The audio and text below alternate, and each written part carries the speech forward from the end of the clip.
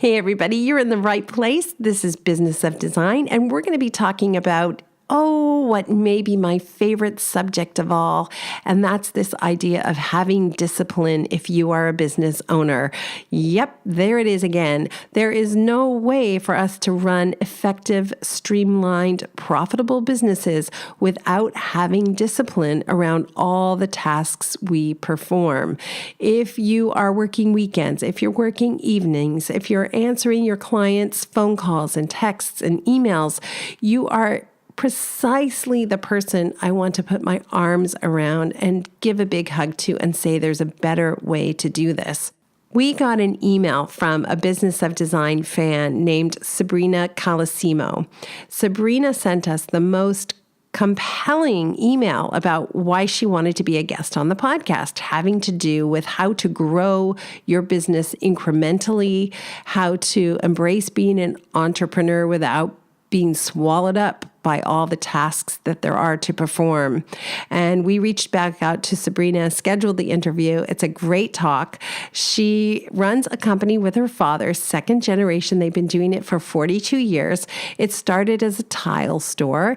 And of course, now Sabrina's got big ideas and has grown it from just tile to everything related to floors, kitchens, baths, and it's getting bigger all the time. 42 years, that's really incredible.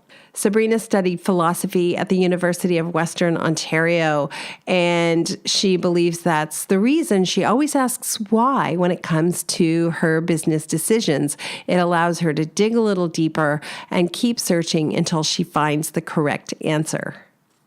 Some of you listening will really relate because you have a retail component to your business, and so you're surrounded by staff. Others are maybe a one-man show and you don't have staff. You're still going to relate, I promise. It's so easy for us to tell ourselves if we're working alone as a one-man show or a one-woman show that we wouldn't feel isolated if we only had a staff. You know, we had a retail store and we had a staff, or if we had a team of other designers working with us, then we wouldn't feel isolated. The truth is the person at the top is always going to feel isolated to a degree. The same way when we go to an industry party, we can go to a party with 1,000 other interior design professionals and we can feel completely and utterly alone. One thing we didn't touch on in the podcast, and that's the idea that when you are really stuck in your business, when there's a problem you can't solve, sometimes the best place to look for solutions is not in the industry, but outside the industry, which is why we will often have people on the podcast who are not interior design professionals. They have insights into how to create systems that will help you run your business more effectively. Welcome to the Business of Design podcast with Kimberley Seldon. Business of Design is the coaching community for independent designers like you. We know it takes more than hard work and talent to successfully run a professional design firm. There are proven business strategies that can solve your immediate business challenges and transform your life. Don't try to do this alone.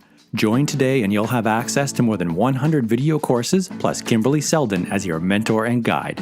Unlike traditional coaching, which can take years to produce tangible results, BOD is a fast track to immediate results for independent interior designers, decorators, architects, stagers, and landscapers just like you.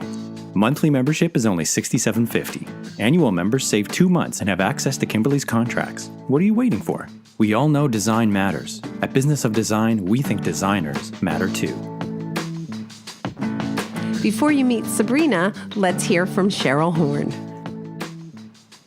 Thanks, Kimberley. We actually have a couple of Business of Design events coming up. The first is happening this week, May 2nd in LA at Cravat at the Pacific Design Center. We've got a meetup and podcast. So we've already got a group of about 50 designers coming out. So it is a free event, but if you're planning to attend, please let us know. Head over to businessofdesign.com and get registered so we know how many designers are coming out. But again, that's this week on May 2nd. And then in June, we're heading over to New York. Frigo is hosting an event for Business of Design and IDC, the interior design community, and we'll be doing some podcasts and live learnings, and that's happening on June 14th. And again, it's a free event, but we need you to register. So head over to businessofdesign.com and sign up if you're able to join us for either one of those events. Talk to you soon. Thanks. And now, back to the show. I have the pleasure of speaking with Sabrina Colosimo this morning. How are you, Sabrina? I'm good, Kimberly. How are you? I'm great. It's a little bit early, so I'm having my coffee, but this is the perfect way for me to wake up, to be able to talk to someone I think is interesting and has some information that our community is going to love. So I appreciate you taking time to do this for us. Thank you for that. Yeah, same for me. I love talking to people in the industry and just bouncing ideas off each other. It's my most exciting time, for sure. Well, this is an interesting connection. We have known each other through LinkedIn, and you reached out to Business of Design and said, hey, I would be a good guest on your podcast, and here's why.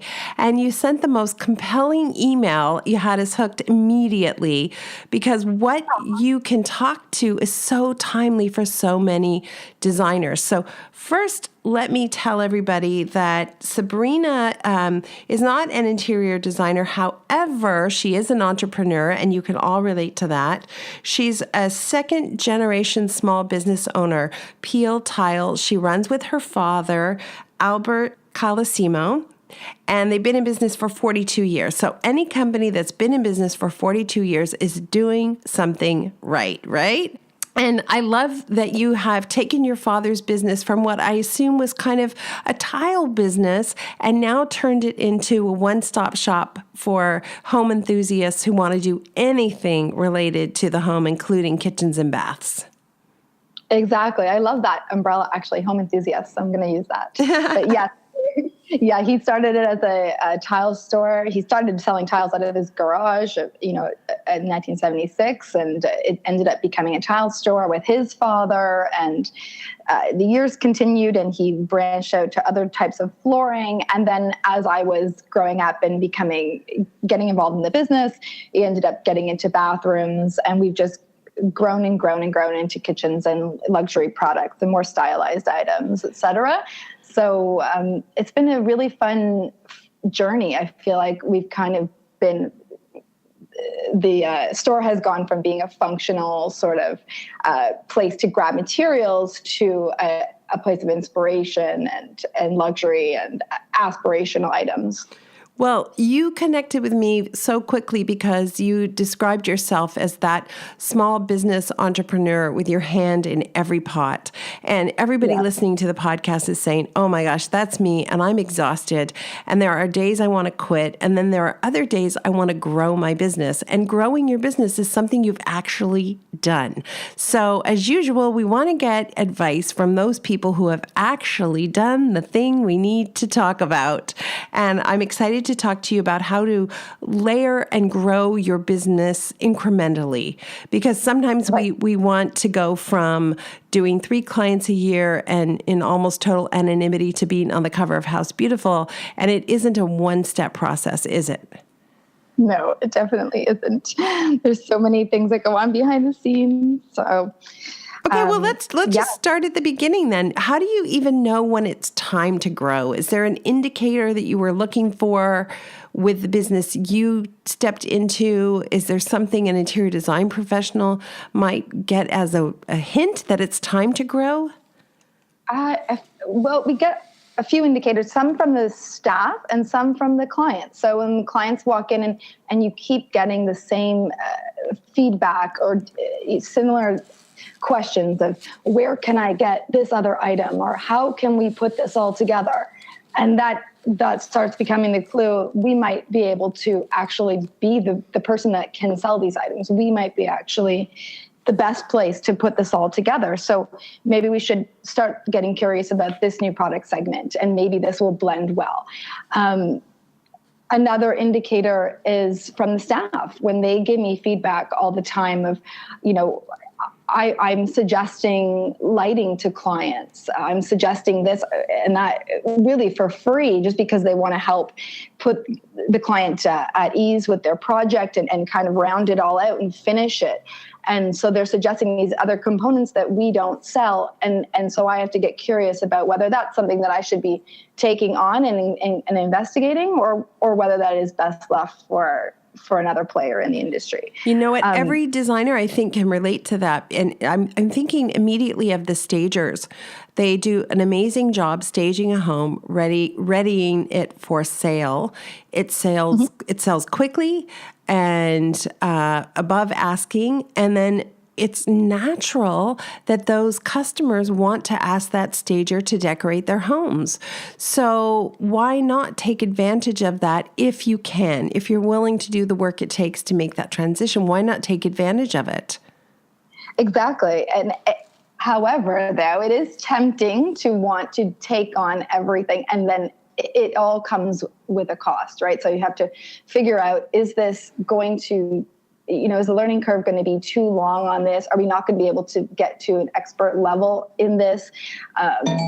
What sort of obstacles are going to come along the way that might detract from my core business? Am I going to be selling myself short in other areas because I'm devoting all my attention to this new thing? So it's that sort of, but it's that whole process that I love. I love getting curious about that. Is this the right thing? Let's get, initially curious. Let's see sort of what all the obstacles are, and then let's make a decision and then either go full force on it or pull back. I think there's so much to talk about just exactly right here. And what you said is so true. There's a cost to adding every single thing that you add. It's not always a good idea to add it, and there's always a solution to add it in a way that doesn't mean you have to do more work. So sometimes the answer is yes, we need to advise our customers on lighting because they keep asking for it. So you know what we're going to do? We're going to partner with a lighting store, and we're going to somehow connect our businesses and tandem these customers. Right? Exactly. Or as for the designer, it might be, I need to partner with a landscape designer. I work with a couple different landscape designers, and I find it adds so much to the packages I can offer my clients. And I didn't have to go out and learn how to become a landscaper. Right, exactly. And that's efficient. That's a great way of solving that problem. And this conversation, just even that, is really getting into how we can get to an end result that makes the clients happy, that is best for everyone involved. I just love talking about that. I love trying to get to the best possible creative solution, which isn't maybe always a linear process. Okay. And the other thing I think you kind of alluded to is the fact that it's not just so easy sometimes to I'll just add, being a lighting, guidance counselor to my resume. It's not always so easy to just do these things. I recently spoke with someone, and she kept suggesting to the designers in the audience they should do e-commerce. Oh. And I've had a lot of experience with e-commerce through the shopping channels in the United States and Canada, and with my own line of furniture. It's not nearly as easy as it sounds. Every single item that you recommend has your name on it. And when there's a problem with that item, or there's a problem with the shipping or the handling of that item, the customer will come to you and complain about it, even though you have no control over that at all. So You've got to be prepared to not only want to take the credit and the money that comes with adding these things, but you're also going to have to do the work it takes to get it organized and running efficiently.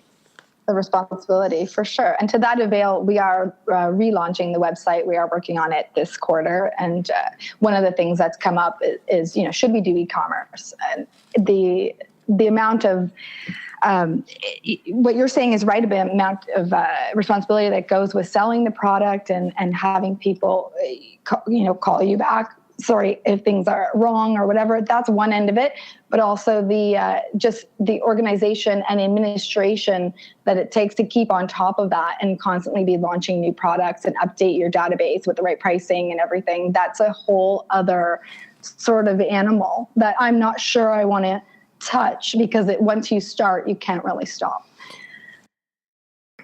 So now we get into thinking about things like strategizing for the year ahead, and how am I going to add these things into the mix? And what the overwhelming majority of designers will tell you is they're already too busy.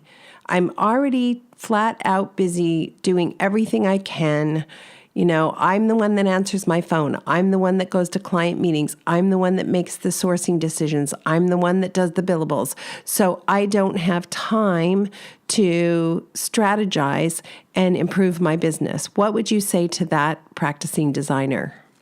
Yes, so this is something I wrestle with all the time, and I feel very firmly that we do need to take time out to actually work on the business, because as we go day to day, Monday to Friday or Monday to Saturday or whatever we're doing, we just keep reacting to the things that are in front of us. So every issue that comes up, every day-to-day client issue or a product issue, we go forward and we're not really standing back and saying, what are we doing? What are we doing this quarter? What are we doing this year? Where are we positioning ourselves? I've got so many big picture questions on the table right now that I need to answer between me and my dad, really. We have an install department. What is the position of our install department? Do we want to market ourselves as more of a boutique, packaged up firm that people are, turnkey operation? People are trusting us to do their project, and it's not so much based on price? Or are we looking at trying to attract more people into the market that maybe couldn't initially afford our services, and maybe give them different types of pricing or different types of packages that might fulfill that need? And so I guess the question is really, who's our target audience? What people do we want to bring to the store, and how can we meet their needs? Those are big picture things that I can't deal with Monday to Friday as I'm trying to pay bills and as I'm trying to react to somebody's shower door that got broken when they opened up the box, and et cetera, et cetera. So I really do need to carve out time to do this. And right now I have two solutions for this. My basic solution is get up early. If you get up early and you get in early, you've got time to get ahead of the day and do planning meetings early in the morning. Also, my dad and I have been trying to do monthly meetings on Sundays to try to really have a stillness around us where the store is not moving and chaos is not happening, and we can really dig in and get to the big issues. And my other solution is sounds like a small one, but it's actually been a great help, is hiring a co-op student. So I've had some experience with this in the past. I've hired high school co-op students. Right now I have a college co-op student, and it's proved to be fantastic because the layer of insulation she can provide with just taking care of a lot of basic tasks frees up time for me to look at bigger picture issues.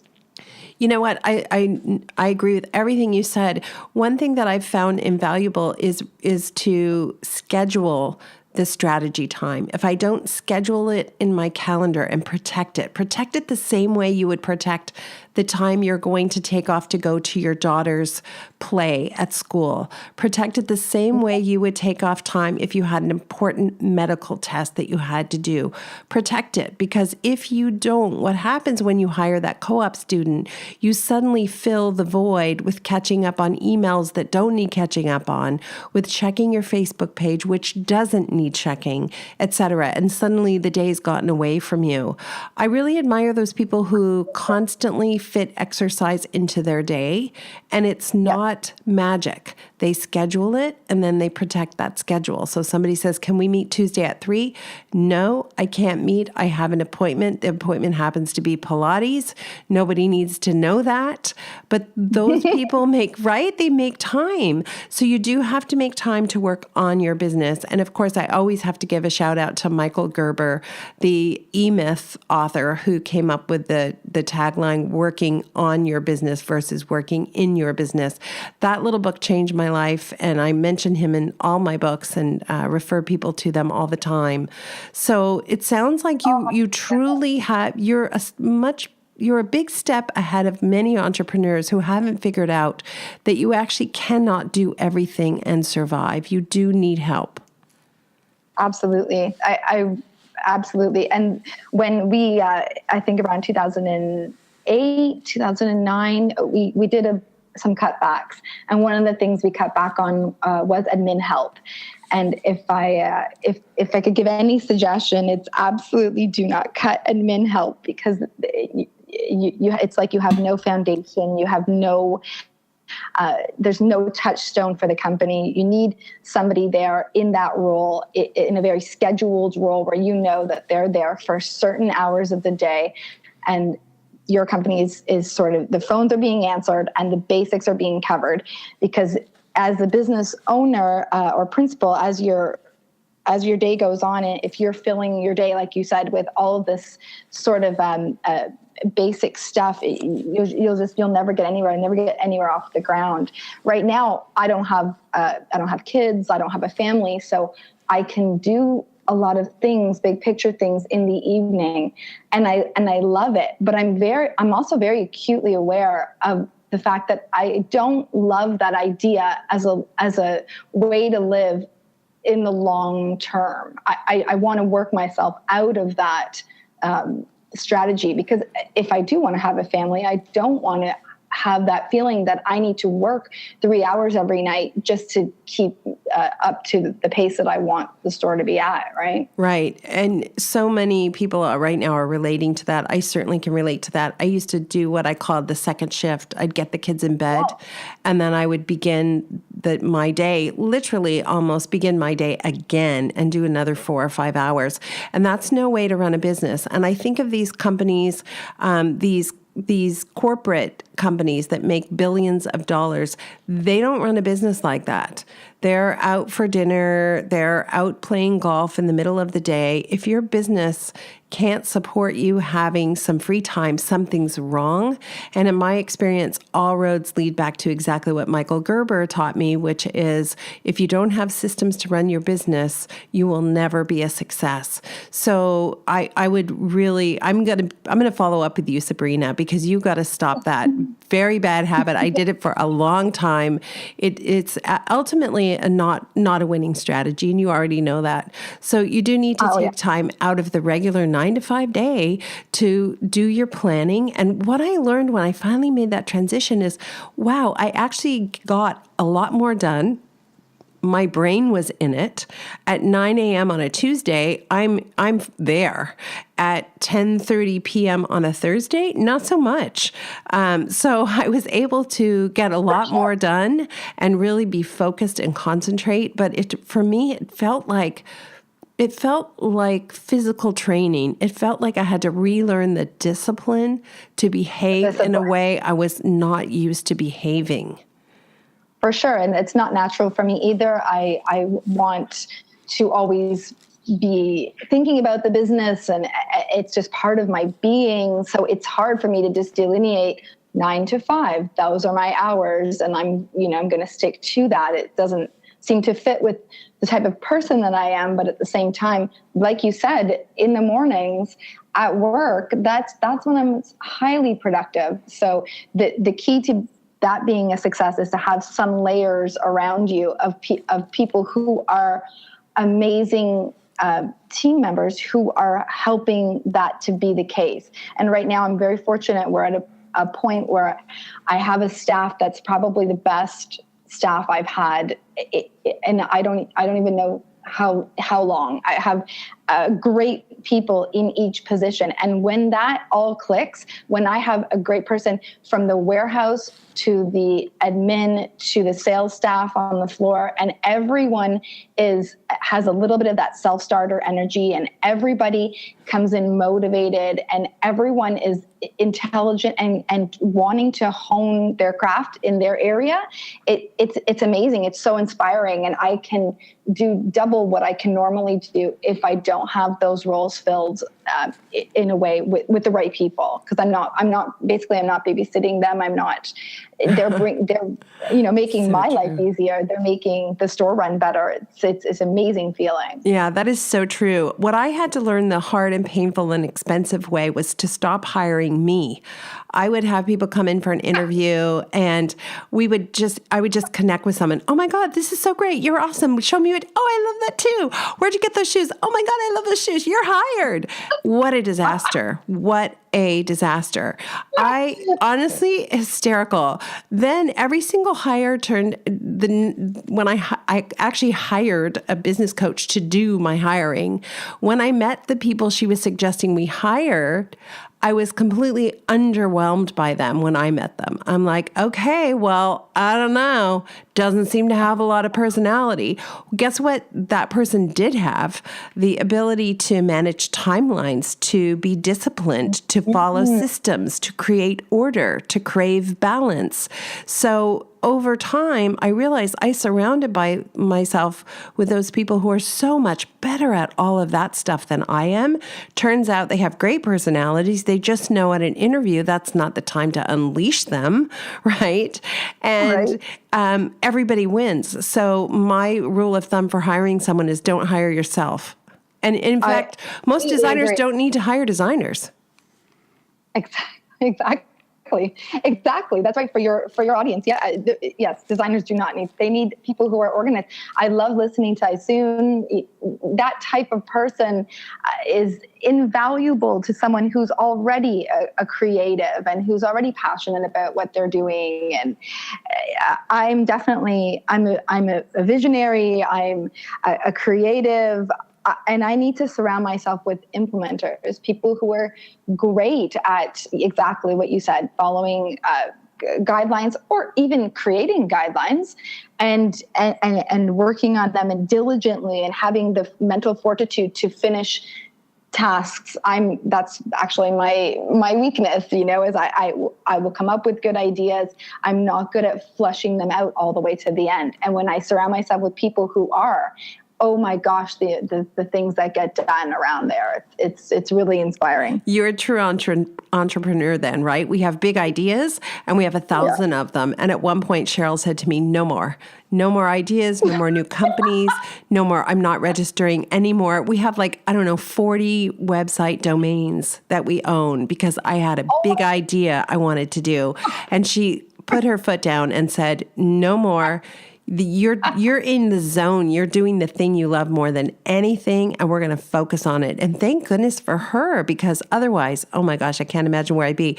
You said something when you reached out to me. You said something that made us laugh, which was you need to figure out what you suck at, and then hire someone to compensate for that. So tell me what you suck at, and describe a situation where you hired someone to fix that gap.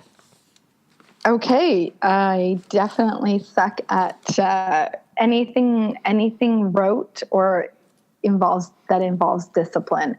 So I'll speak to the co-op student that I hired. She's excellent at being able to stay on one task and finish it from top to bottom. So when I have new lines coming in and we want to launch a new tile line or a new line of bathtubs, she can stick at it and start right from the beginning, figure out from the manufacturer all the details that need to be known, how to price these items, and how to go to market with them. I don't seem to have the mental fortitude to actually do the whole project without getting off on too many tangents, or sometimes it's just my own, I guess, entrepreneurial mind. Sometimes midway through, I'll have a crisis of conscience. Is this the right thing to do? Is this the right buy that I'm doing right now? What about this other brand? Should I be reconsidering? And sometimes the questions, although healthy, and that's how entrepreneurs work, sometimes it can be a runaway train. And so if I have someone who has more diligence and focus in the project, then they'll do it from start to finish, and they won't, those questions won't come up along the way.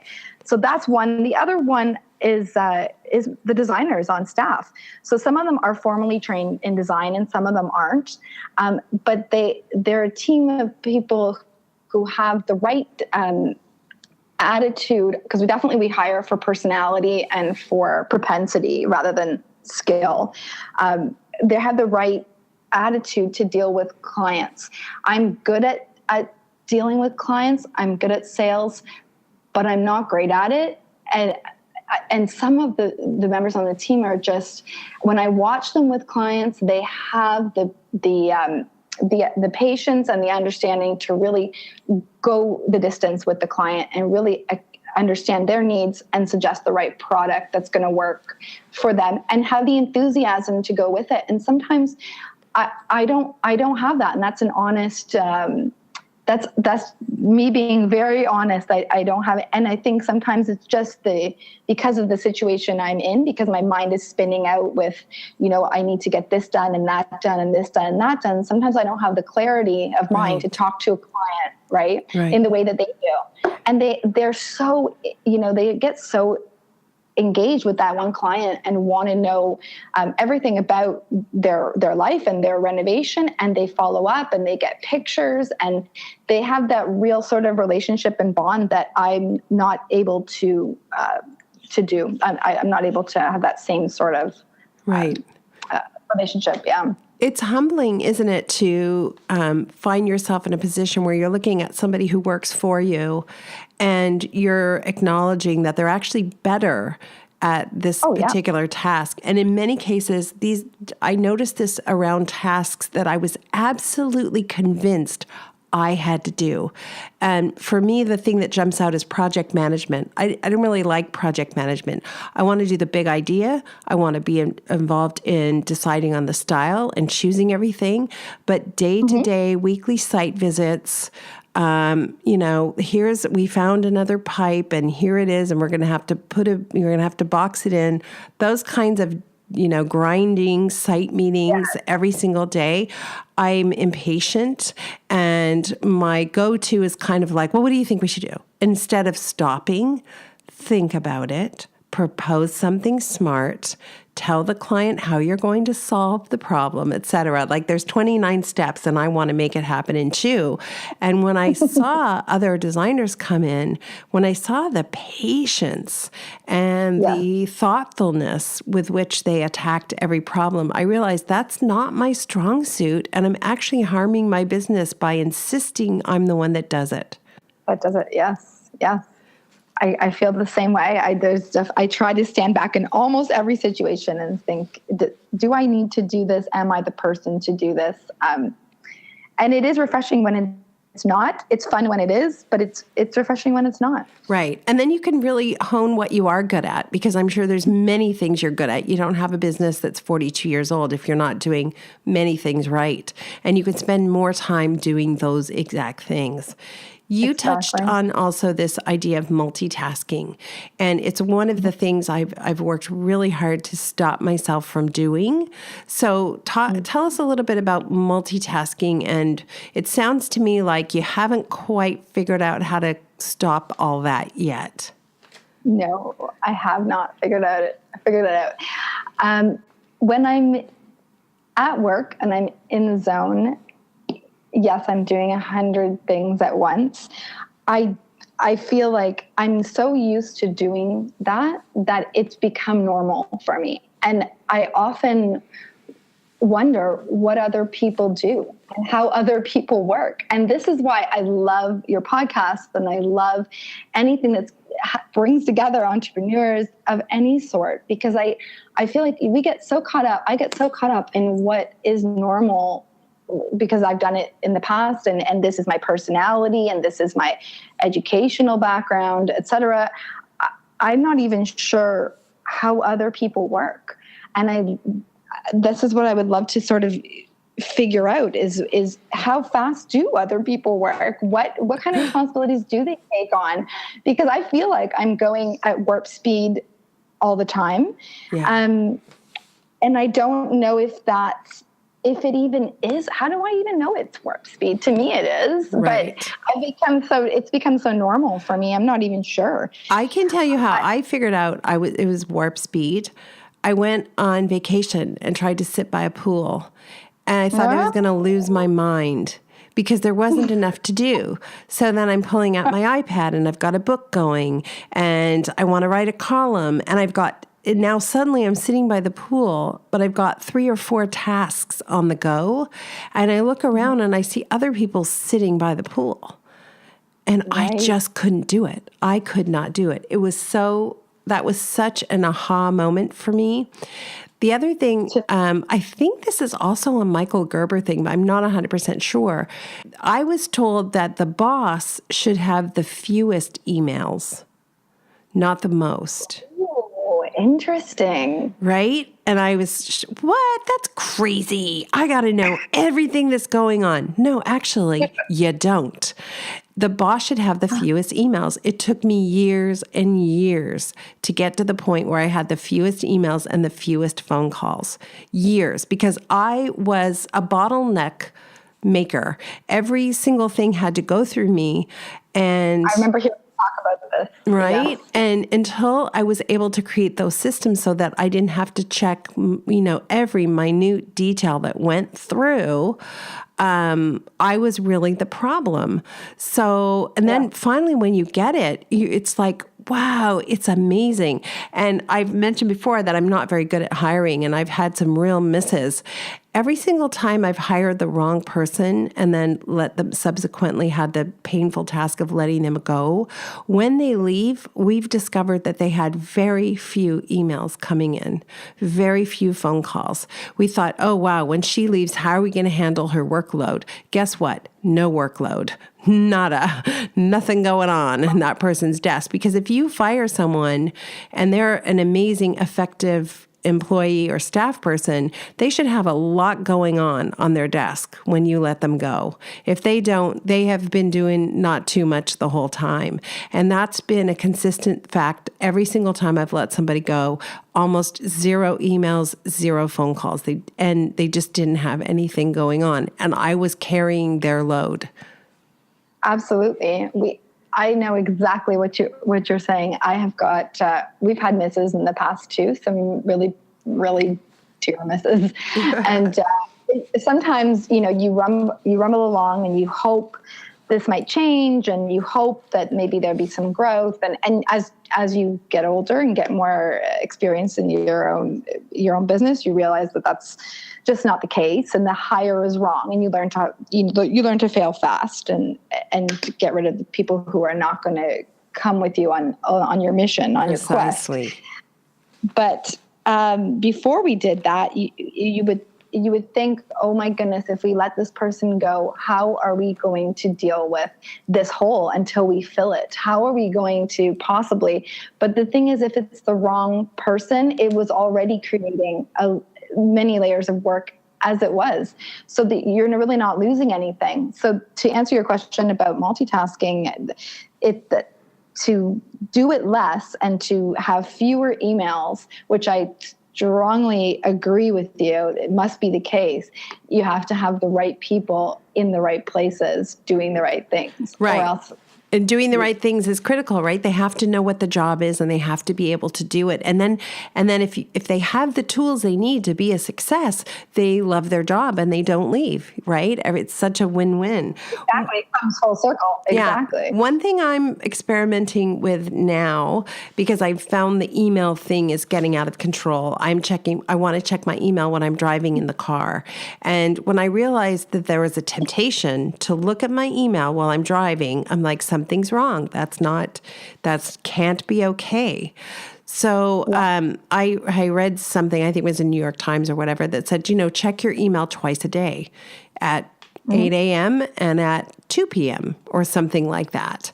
And I'm experimenting with that a little bit. It's really hard. Again, it's really hard. The temptation is for me to look at my email constantly. And I don't think that's of benefit to anyone, because the fact of the matter is, if I'm jumping into an elevator and I'm just about to lose service, the note that I whip off in response to an email is not very thoughtful.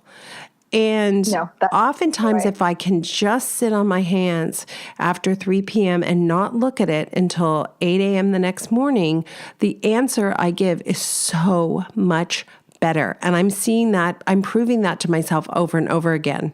I start typing an email like, no, I'm not going to look at this until tomorrow morning at 8 a.m. That's what I promised myself. And then I'll go back and I'll look at what I started and I'm like, that's crazy. That's going to lead to 3 more emails. If I take 3 minutes, I can answer the questions, solve the issue, and lead to an email that says, awesome, right? Done. In a more thoughtful.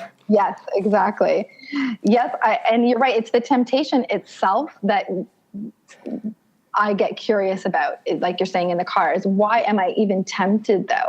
And so I do feel like with every email that comes my way or every email that goes out of my outbox, I do feel like I am auditing myself constantly thinking, is this something that I should be dealing with?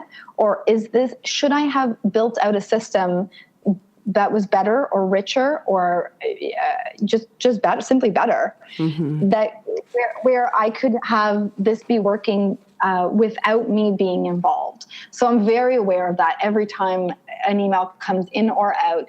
Did it need to go through me, and can I figure out a system in which it doesn't need to?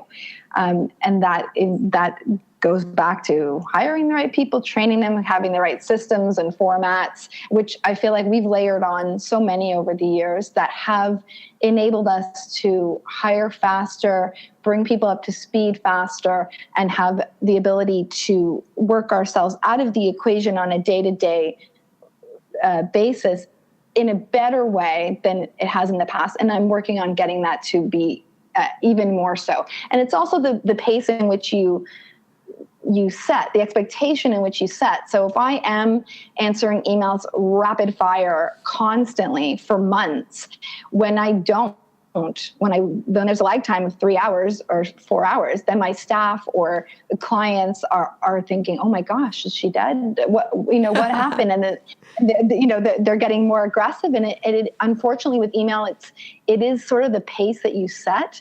And I love that when you've spoken on the podcast about setting parameters with your phone. And I love that you tell your clients right away, I don't work with text, and these are the hours in which we work, and this is when we're going to communicate with you, and this is how it's going to be. And I absolutely love that idea, because without those boundaries, everything just sort of gets eroded, and your life becomes full of this communication that never stops. Yeah, you're so right. Well, as with every great podcast interview, and you're certainly in that category for me, thank you so much. I'm always left with more questions. And the question that I think I want to explore following this is, what happens when you finally stop being so busy all the time? You get all these systems in place, you get everything organized, and you stop being so busy all the time. Then questions of value and worth come into play. Well, if I'm not busy all the time, am I not worthwhile? Do I not have value? And it was really hard to transition from thinking that someone who is busy is someone who's worth something, to thinking that someone who isn't as busy is actually the person who has really the better life experience. I'm not even sure if I'm making sense, but the bottom line is I think we need to talk to a shrink next. You need to talk to a shrink next? Yeah. Absolutely. Yes, absolutely. Oh my goodness. No, but I already believe it though. I already believe it, that the person who has the calmer life is the person who has won. So I am aspiring to that, right? But it's a process. Oh my goodness.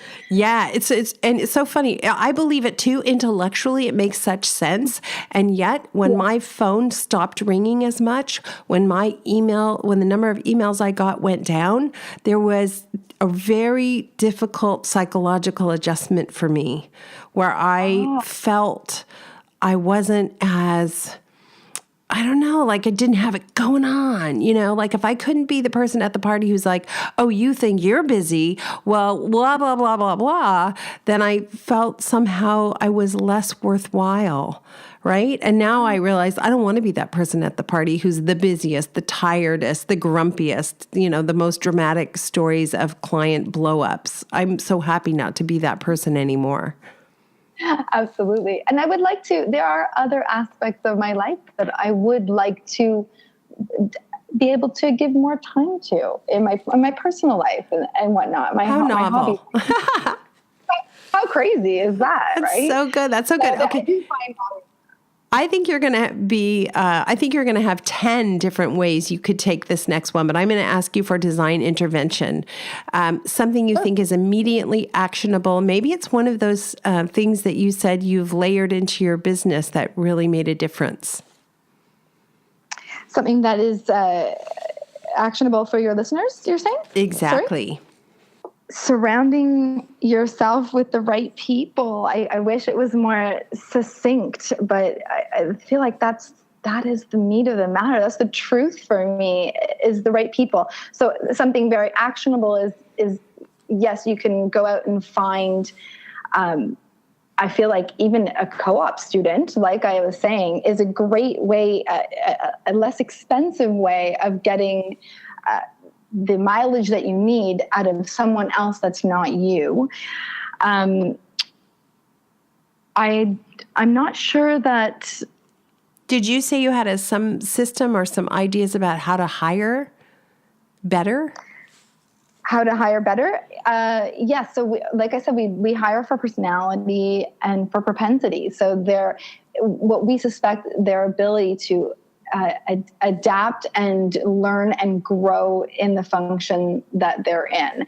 And that has a lot to do with character. And, skill you can teach someone, but you can't teach them the charisma portion of it. And so even when salespeople / designers come to me and, are looking for work and they've got these amazing portfolios full of beautiful drawings with SketchUp and AutoCAD and all this great stuff, they could be the most proficient AutoCAD user I've ever seen, but that's not going to help. That's not going to help them sell. That's not going to help them sell themselves or make sure that their client is satisfied, right? That's a skill. So we really are looking for people who have the right sort of personality that will learn and grow. Do you ever do little tests like, sell me this stapler right now? Or do you give them some task? No, that's a great. No, I don't. It's a very informal meeting. And I think some of that's my style, is to sort of know informally how they're going to figure out a conversation, how they're going to get a pulse on who I am and react to it and what's going to come out of their mouth in a natural setting, because that's how I'm going to want them to be with customers. So instead of giving them very formal questions, I'll let the conversation run naturally and we'll see what comes up. And it's very interesting what comes to the surface, especially if you provide a very relaxed environment. It's very interesting to see sort of what path they'll go down and how to be honest, I don't even care about the answers to the questions. I just want to see how they're answering the question. Interesting. Well, I definitely would love to follow up with you in 6 months or 9 months and see if you've solved another piece of this puzzle, because it sounds like we're kindred spirits. And I'm so glad you reached out to suggest you come on the podcast. And we're so happy to have you in the Business of Design community. Sabrina, thank you so much.